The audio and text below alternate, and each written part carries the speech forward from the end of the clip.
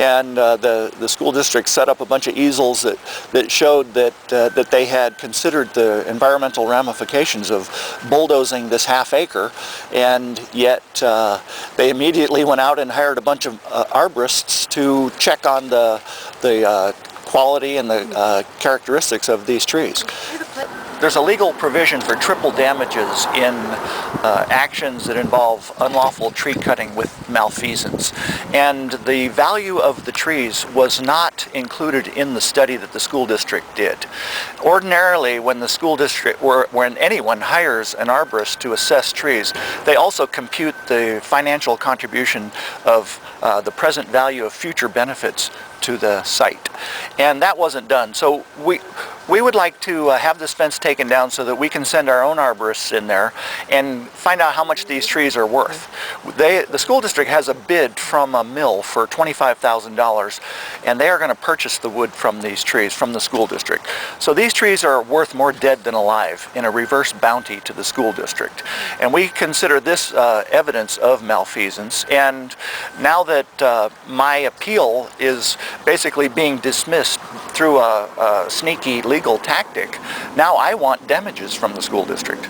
Well, we're not. The thing is that we're really not clear that, in terms of the dismissal of the appeal. I mean, this is the gray area we're in, which is why we retain legal counsel, because, one could argue again that they're removing the permits when they stated in their letter, which you've got, that they intend to refile them.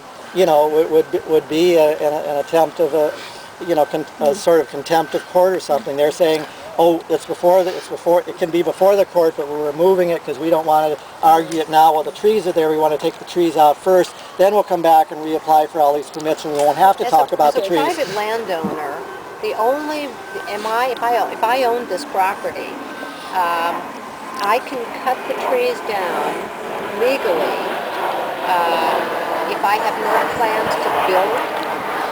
Is that That's what correct. I'm hearing? That's unfortunately the thing. No matter what the tree, under SEPA, under any city, state? Except for exceptional tree rule, isn't that correct? Yeah, Seattle has an antique tree ordinance.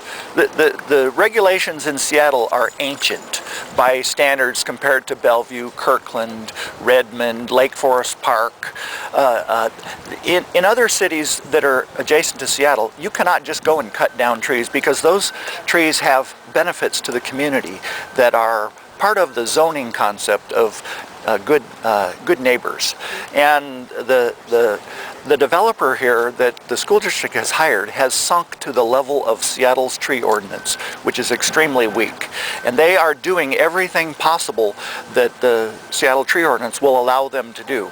And that means cutting down trees without regard to their ecological value. So what is the exceptional tree law? What does that The say? exceptional tree rule is an internal Department of Planning and Development policy that was started in 2001 to identify trees that have exceptional qualities of rare species, extra large size, or ecological habitat.